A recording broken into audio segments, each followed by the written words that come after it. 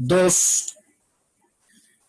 Saludos cordiales amigos y amigas, bienvenidos una vez más a TV7 Guaranda. Para nosotros un inmenso placer estar siempre en su compañía y por supuesto también a quienes nos siguen a través de la www.cabina7.com. En Facebook, ya saben, nos pueden encontrar como TV7 Guaranda y nos retransmite Cabina 7 Radio Online. En esta oportunidad tengo el gusto de saludar con la asambleísta nacional, la abogada Cristina Reyes Hidalgo, a quien le doy la más cordial de las bienvenidas. Abogada, ¿cómo está? Bienvenida. David, muchas gracias por la oportunidad. Un gusto saludarle a la provincia de Bolívar, a la hermosa ciudad de Guaranda. Mi cariño, mi respeto, como siempre. Muchísimas gracias, abogada. Bueno, cuando me habían manifestado que teníamos la oportunidad de conversar con usted, la verdad es que decía, ¿por dónde empezamos, abogada? Lastimosamente, este país ya no sabemos qué es lo que está pasando, por dónde se apunta o como dicen, en donde se presiona, sale pus. Lastimosamente, hemos estado viendo y mirando las noticias y enfrentándonos cada día a más y más casos de corrupción. El último que saltó es de la compra con sobreprecio de fundas para cadáveres, inflando terriblemente los precios, porque nosotros también hemos tenido la oportunidad de investigar el costo real de estas fundas y hemos podido ver de que se los encuentra, bueno, desde los $14 hasta máximo unos 28 a $30. Pero es increíble que en varios hospitales como el de Los Ceibos y otro más se haya comprado o no sé, pretendido comprar hasta en 140 y $160, asambleísta. Sí, es terrible lo que usted relata. La corrupción mata y mata probablemente más que el coronavirus. Lo que ha vivido el país ha sido una situación inédita, pero realmente calamitosa, como usted conoce, sobre todo en nuestra ciudad, en la ciudad de Guayaquil, donde ha sido el epicentro de la tragedia, más de 10.000 muertos hasta el momento. Afortunadamente la curva va descendiendo, podríamos decirlo, pero es absolutamente inadmisible que en medio de una tragedia, en medio del dolor de los muertos, de las personas que veían morir a sus familiares sin contar con respiradores o los médicos sin el equipamiento de bioseguridad, ver cómo desfalcan el Instituto Ecuatoriano de Seguridad Social.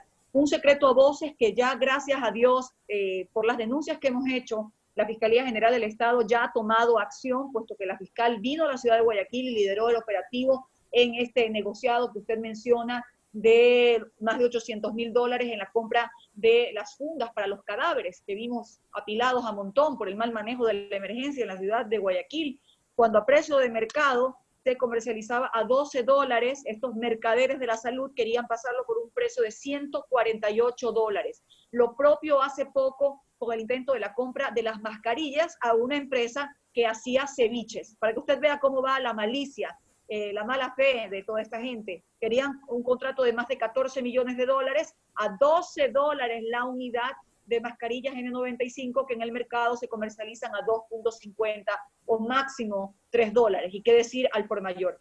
Estos detalles que estamos dando es para que la gente entienda que ya estamos hartos y cansados que sigan pensando que llegan a un puesto público para enriquecerse. ¿A costa de qué? Del sufrimiento y la tragedia de los ciudadanos. Hoy más que nunca tenemos que revalorizar el sentido de la salud pública, el sentido de la educación pública. Hoy vemos los recortes del gobierno, un sector que es prioritario y estratégico para el desarrollo del país. Esto se tiene que acabar. ¿Y cómo se acaba? No solamente cambiando o poniendo a cualquier delegado del presidente, como los que ya ha puesto algunos prófugos, otros premiados con embajadas, otros que tienen que ser sancionados, sino con una verdadera reingeniería del seguro social, poniendo todos los filtros necesarios, todos los controles necesarios, todo el blindaje necesario para poner a las personas correctas, con probidad, con conocimientos y experticia en seguridad social y gestión hospitalaria.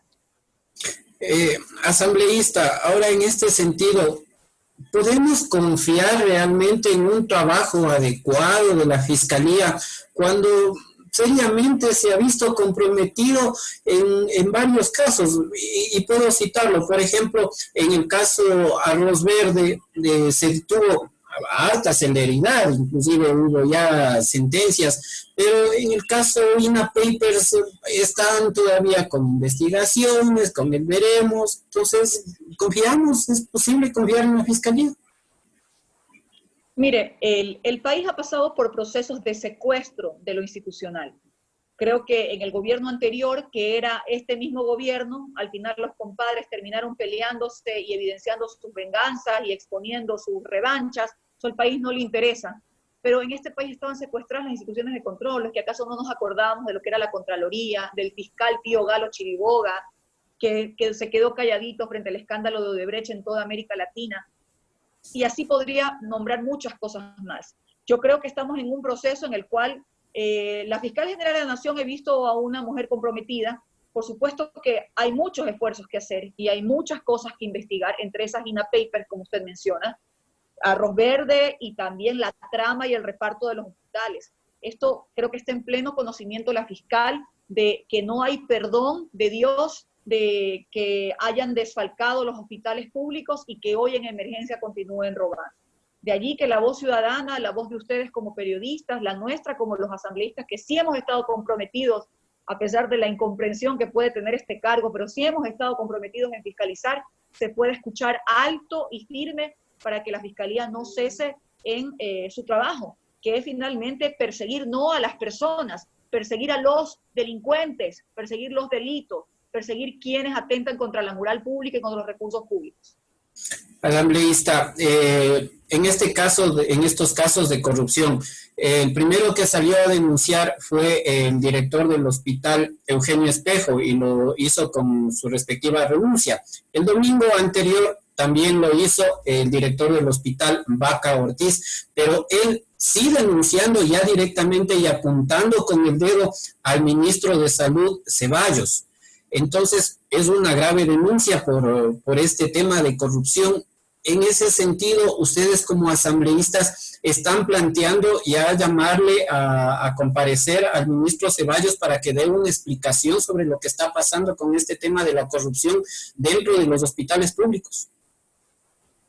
Bueno, primero decir que frente a una noticia criminis, la Fiscalía tiene que actuar de oficio, inmediatamente e iniciar las investigaciones, porque ellos son los legisladores, podemos presentar cierta documentación, exigir que se haga la investigación, son ellos los que cuentan con los recursos, la diligencia, toda la logística para poder realizar lo propio. Ahora estamos en una emergencia sanitaria que, como usted sabe, ha tenido un gran impacto en la ciudad de Guayaquil por no haber tenido políticas de prevención. Con esto me refiero a haber importado a tiempo las pruebas masivas. Me voy un poco más atrás, haber hecho los controles necesarios en los aeropuertos, las cámaras de temperatura, los cercos epidemiológicos desde el día 29 de febrero que se determinó la paciente cero, que fue nuestra compatriota, la primera que falleció por el coronavirus en el país. Una cadena de errores que nos lleva a una circunstancia en la que hoy lamentamos ya más de 10.000 muertos en la ciudad de Guayaquil. Pedir al país que no se descuiden, obviamente, en las medidas de control de bioseguridad, de distanciamiento social.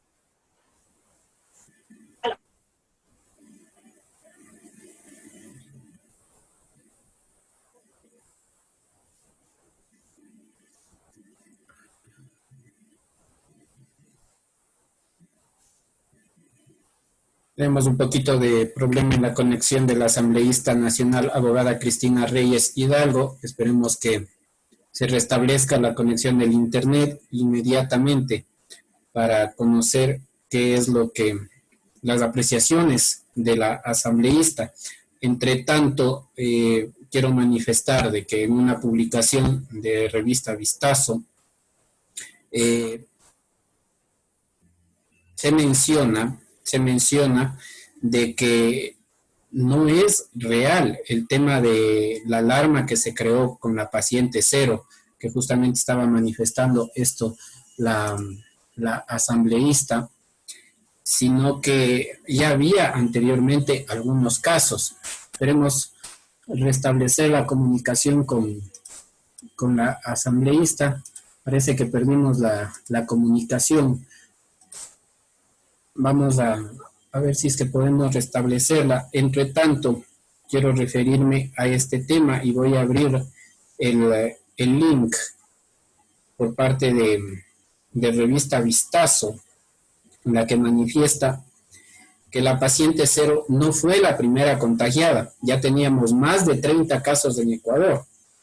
A ver, aquí parece que vamos a restablecer ya la conexión con la asambleísta. Vamos nuevamente a verlo. Parece que perdimos una conexión asambleísta. Sí, sí, mil disculpas, David, se cayó la conexión. Aquí estamos de vuelta. No hay problema. A ver, estábamos, usted nos manifestaba justo el tema de la paciente cero que teníamos al inicio, y yo quería hacerle referencia a una publicación de revista Vistazo, en la cual manifiesta: la paciente cero no fue la primera contagiada, ya teníamos más de 30 casos en Ecuador. Expertos advierten nuevos focos de peligro, e inclusive aquí dan números, y en ese tiempo estaba de ministra señora o señorita Catalina Andram. Catalina. Sí, por ejemplo, aquí nos indican que mientras las autoridades se concentraban en la provincia de Los Ríos para acercar a los familiares de la paciente cero, en Quito había al menos 8 casos y en Guayaquil eran ya más de 20 asambleístas. Sí, hay muchas explicaciones que nos deben las autoridades sanitarias, pero sabe que fundamentalmente este país tiene que caer en cuenta del criterio de probidad y profesionalismo en los servidores públicos. La Secretaría de Gestión de Riesgos, que hace tiempo debería haber implementado un plan de contingencia frente a la pandemia, porque ya veíamos lo que ocurría en China en noviembre del año pasado, y ya veíamos lo que estaba pasando en Europa, en España y en Italia, que son los principales países donde están las comunidades ecuatorianas. ¿Quién está al cargo de la Secretaría de Gestión de Riesgos? Una cuota política de estos señores de ruptura de los 25 que sin medio voto están gobernando el país, sin que nadie les haya elegido, más que puestos a dedo por Lenín Moreno, están haciendo lo que les da la gana. ¿Dónde está el profesionalismo? A ese cargo debía estar una persona con criterios de gestión de riesgo. Entonces, en este país hay muchas explicaciones. Las grandes desgracias que ocurren no solamente ocurren por la gravedad, en este caso de una pandemia, con sus efectos colaterales, sino también por haber puesto a personas mediocres y personas incapaces en cargos que deberían haber gestionado y tomado decisiones a tiempo. La ministra Andramuño, en su renuncia, hizo una denuncia muy seria. Primero, de que le estaban poniendo a personas poco técnicas o no técnicas en los cargos de hospitales públicos y demás, que no le estaban otorgando los recursos públicos para la compra, por ejemplo. Ella me dijo a mí el 16 de marzo, frente a mis interrogantes, por escrito, de que dónde estaban las pruebas masivas que se tenían que hacer a la población, y que ya estaba llegando la semana siguiente un cargamento de 2 millones de pruebas, 2 millones de pruebas. Aún no se sabe si se llega a las 70.000 pruebas en todo el país, y la ministra hablaba de 2 millones de traídas de Alemania, que uno de que nos iba a permitir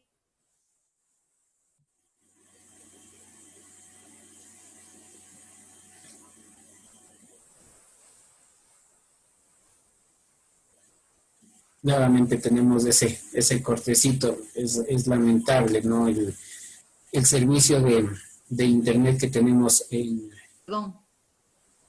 nuestro país. Es lamentable que se dé estas cosas. Pero bueno, ahora, asambleísta, la metida de mano al bolsillo de los ecuatorianos también es terrible, y disfrazado, porque hay que decirlo, disfrazado como ayuda solidaria, pero no son más que impuestos. Y nos siguen sacando al pueblo, cuando en otros gobiernos, en otros países, lo que se realiza es que el Estado trata de ver la manera de cómo ayudar económicamente a las personas que tienen que quedarse en sus casas. Pero al contrario, somos nosotros los que tenemos que ayudarle al Estado. Asambleísta. Sí. En otrora, esta manga de farsantes que integran el gobierno causaban risa, pero ya no puede causar risa cuando sus actuaciones están generando tanto daño. Y debo decir que es un absoluto despropósito que, más allá del mal manejo económico que han tenido, de esta pandemia con sus efectos nocivos y trágicos, como digo, sobre todo con el dolor que hemos sentido en la ciudad de Guayaquil por lo que desencadenó esta tragedia, encima quieran generar una ley y le llamen humanitaria. cuando esa ley de humanitaria no tiene absolutamente nada. Es una ley de desfalco tributario, es una ley de desfalco financiero, en la que maquillan, como usted menciona, de contribuciones lo que son impuestos, y nadie se salva. Aquí están trabajadores privados, funcionarios del sector público, empresas, profesionales en libre ejercicio, artesanos, comerciantes, agricultores, todo el mundo. Y encima con un criterio de retroactividad. Un impuesto no puede ser retroactivo. Lo que ya pagamos en el 2019 ya lo pagamos. No es posible que quieran hacer un cálculo en función de las utilidades o de las ganancias del 2019, cuando usted sabe que el 70% del aparato productivo está parado, que los profesionales no están haciendo sus consultorías, no están trabajando. Solamente grandes empresas de agricultura, quizá de alimenticia, farmacéutica, están ahorita mismo moviéndose, parte del sector exportador, pero que también han tenido impresionantes pérdidas por la exportación de sus productos. Imagínense usted cómo está el sector floricultor, cómo está el sector turístico, cómo está el sector de la construcción, que apenas va a poder rehabilitarse. Entonces, que no nos engañen. Nosotros tenemos una posición muy firme, el partido político al que me represento, la 6 Madera de Guerrero, de no aprobar, de rechazar esta parte impositiva que quieren incluir en la ley. Luego, debo decir en honor a la verdad, que hay capítulos de medidas compensatorias, de temas a favor de que no haya desahucios en el inquilinato, temas en las pensiones escolares, en fin, refinanciamiento de créditos, que son partes positivas que contarán con nuestro apoyo. El proyecto tiene que ser dividido en dos, para separar la parte negativa tributaria y para poder dar nuestro voto a favor de las medidas compensatorias. Asambleísta, cuando todo esto termine, antes de pasar al tema del recorte universitario, cuando todo esto termine de la pandemia, cuando ya volvamos a una real normalidad, hablemos de aquí a un año, año y medio, 2 años, pongámoslo así, ¿qué sucederá con las autoridades que hoy por hoy han estado tomando decisiones desacertadas, cuando se ha jugado con el pueblo, cuando se ha jugado con la salud de los ecuatorianos, cuando lastimosamente nos hemos visto en una terrible indefensión? ¿Se tomarán las medidas, se los llamará a juicio o se permitirá la huida como siempre ha pasado en nuestro país?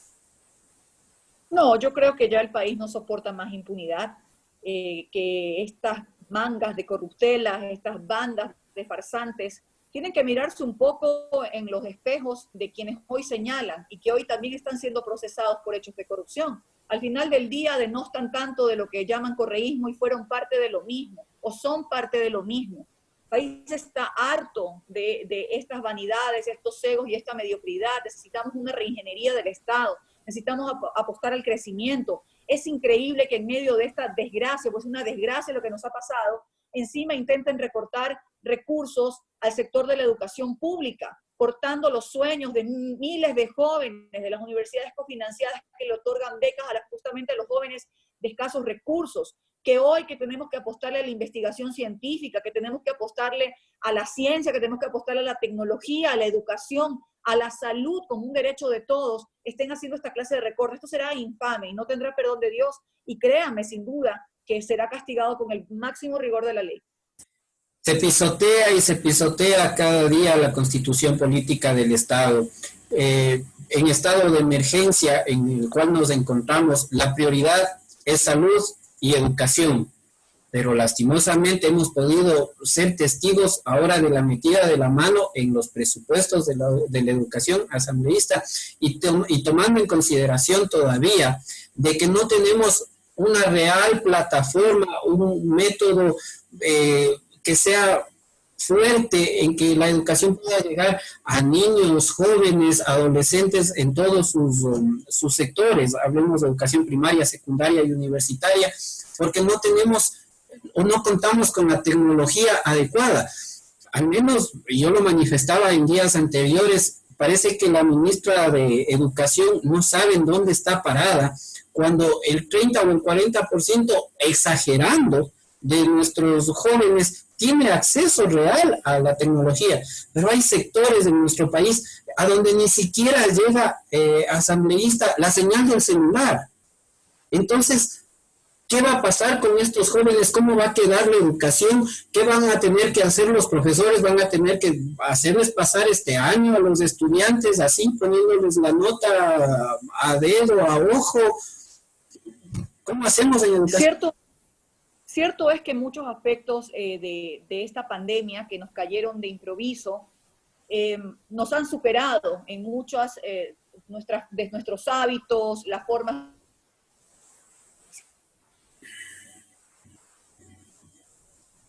A lo mejor en la...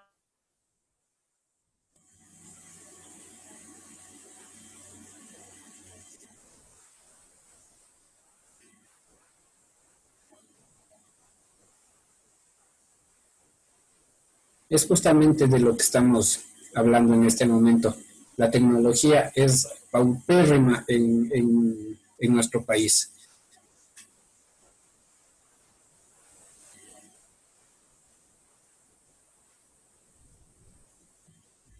Ahí está, ustedes están siendo testigos, estamos tratando de conversar con la asambleísta, la abogada Cristina Reyes Hidalgo, asambleísta por el Partido Social Cristiano Madera de Guerrero, pero existen justamente estos cortes en el Internet. Y esto es debido justamente a que no tenemos una calidad tecnológica como para poder solventar eh, cualquier tipo de cualquier tipo de educación, cualquier tipo de llegada, porque tenemos justamente este tipo de contrariedades en lo que es la tecnología, en lo que es el servicio de Internet, en fin, qué lástima que en nuestro país tengamos que en pleno siglo XXI tener que estar padeciendo y viviendo esta situación. Dentro de lo que hemos podido rescatar de lo que ha hablado la asambleísta, hay bastante indignación, notamos bastante indignación por parte de ella en este sentido y contrariedad con la toma de decisiones del gobierno, debido a que se mueven las fichas del ajedrez dentro del gobierno, pero no para cambiar a los actores políticos que toman decisiones de uno malo a uno bueno, sino que lastimosamente los siguen envolviendo, simplemente les quitan de un cargo para ponerles en otro cargo diferente. Y creo que esa no es la forma en que se debe tomar las decisiones. Todo este tipo de cosas, el recorte del presupuesto de las universidades, debemos decirlo, atenta con la educación de los jóvenes universitarios y hay que tomar las medidas adecuadas. Ya tenemos nuevamente la participación del asambleísta. Justamente, mire, asambleísta, de esto estamos hablando. No tenemos en nuestro país la tecnología y sufrimos así de este tipo de cosas que cuando se está manteniendo una conversación, una entrevista, hay estos cortes de internet y es por la mala tecnología que existe. Empresas como puedo nombrar la CNT, que en algún momento estaban en la punta del Everest, digámoslo de esta manera, y sacaba la cara por el país y ahora se ha convertido en una empresa que prácticamente nadie da un centavo. Sí, mil disculpas por la caída de la señal. Charles Darwin decía que los más inteligentes no son los más fuertes, sino los que logran adaptarse a los cambios. Y de manera irreversible ha llegado no solo por el coronavirus, sino también por la irrupción de la tecnología, la necesidad de adaptarnos a esta era digital.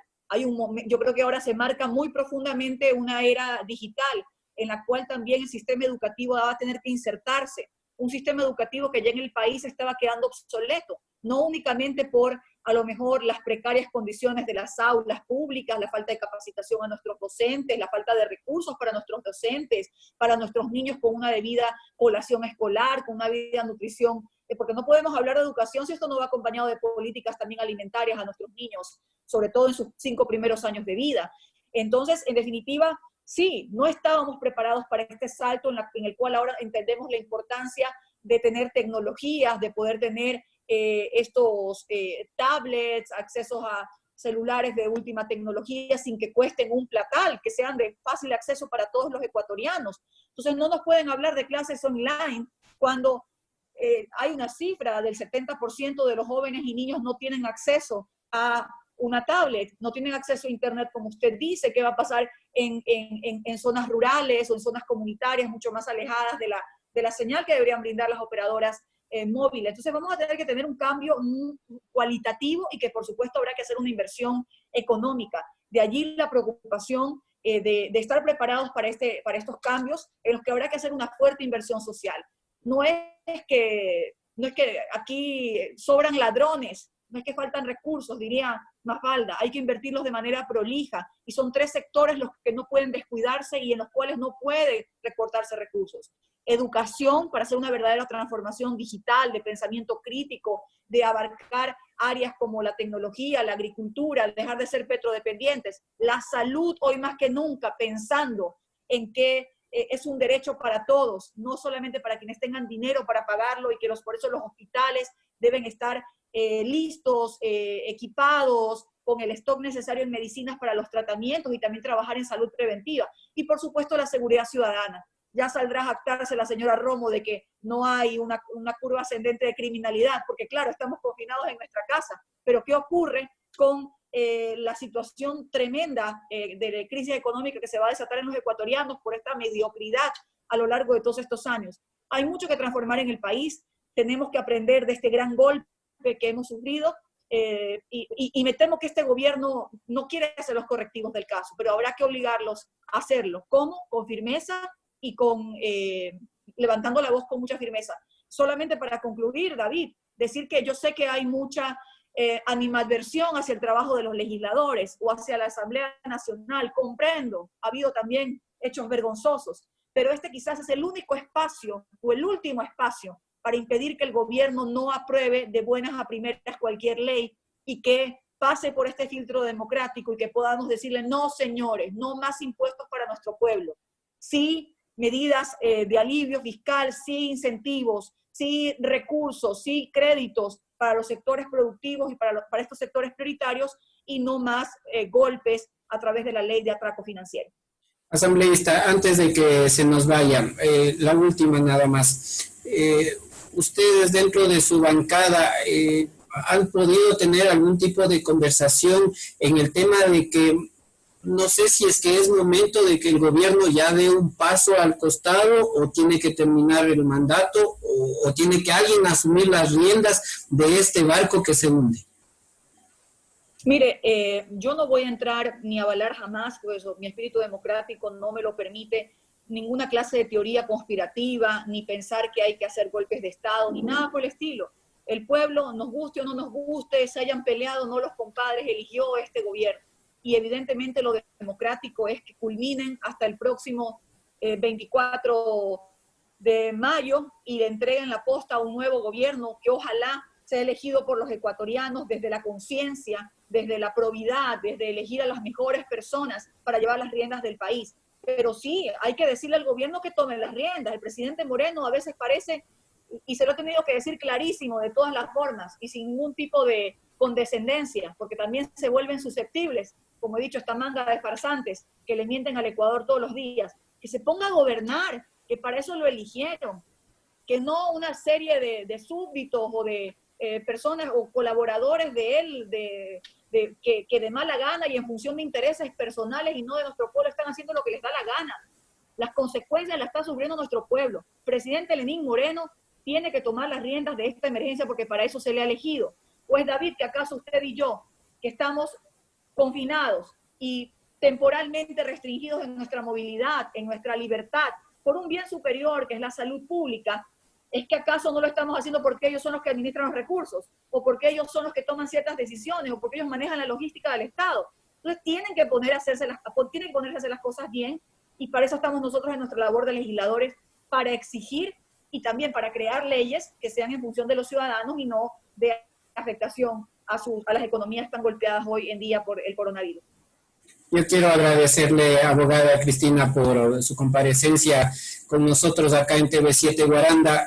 Muchísimas gracias. Esperemos volver a tener nuevamente contacto y desde acá, desde nuestra trinchera, queremos solicitarles a ustedes como asambleístas, velen por nosotros, por la ciudadanía, porque realmente nos encontramos en una situación desesperada. Vemos cada día despidos de la empresa pública, de la empresa privada, y hay que ser conscientes, es que tampoco se puede aguantar tanto tiempo así y sin políticas del Estado que puedan de alguna manera tratar de sobrellevar a estas empresas y mantener los empleos. Ayúdennos ustedes de alguna manera y sáquennos adelante porque definitivamente el gobierno nacional perdió ya los papeles.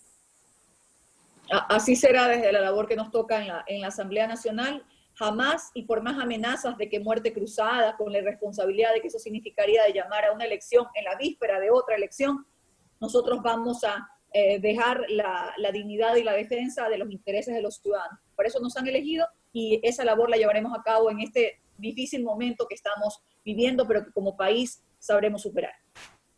Muchísimas gracias, amigos y amigas. Ha sido la comparecencia de la asambleísta nacional, la abogada Cristina Reyes Hidalgo, asambleísta por Partido Social Cristiano Madera de Guerrero. Muchas gracias a todos ustedes por acompañarnos. Gracias a producción y el agradecimiento a nuestro gerente propietario del canal, Emilio Sánchez. Será hasta una próxima oportunidad. Que la pasen bien. Muchísimas gracias, asambleísta. Gracias. Muchas gracias, David. Cuídese mucho. Igual, pase bien, una buena tarde. Hasta luego. David, gracias. Gracias por la entrevista. A usted también, muchísimas gracias. Un abrazo.